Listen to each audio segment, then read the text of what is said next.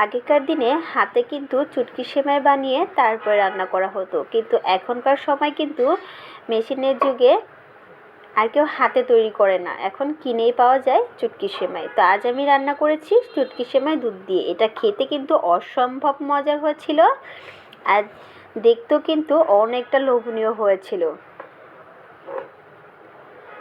তো hello everyone, আসসালামু আলাইকুম। সবাই কেমন আছেন? আশা করি সবাই ভালো আছেন।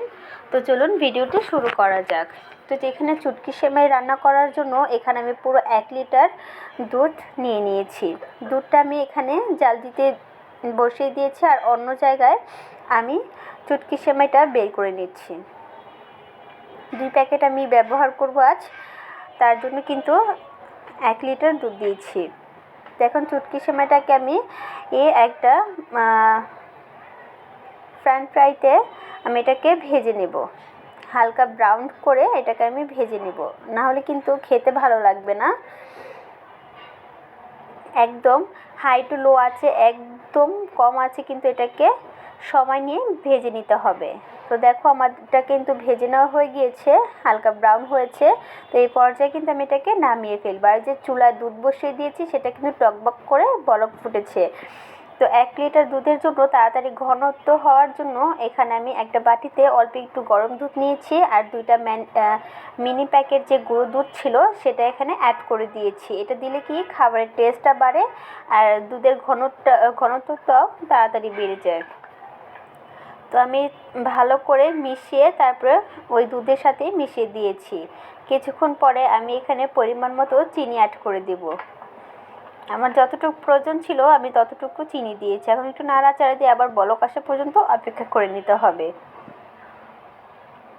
এই ফাঁকে কিন্তু এই চুটকি সেমাইটা অনেকটাই ঠান্ডা হয়ে গিয়েছে। দেখো এখন আমি দুধের মধ্যে এগুলি ঢেলে দেব আস্তে আস্তে করে। একবারে ঢালা যাবে না, নাহলে কিন্তু দলা পেকে যাবে। এটা কিন্তু আস্তে আস্তে আমি 2-3 বারে ঢেলে নিয়েছি।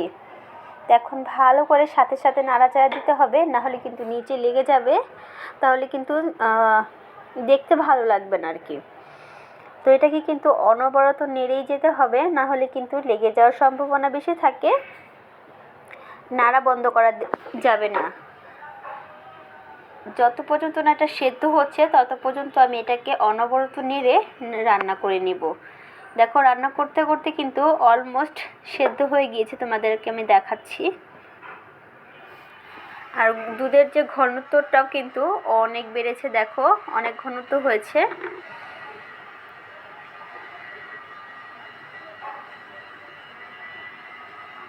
এই পর্যায়ে কিন্তু আমার মনে হচ্ছে যে একটা আমি দেখেছি যে একদম সেদ্ধ হয়ে গিয়েছে। তো আবারও আমি 5 মিনিট এভাবে রান্না করে নিব, তারপরে কিন্তু আমার সেমাইটা রান্না শেষ।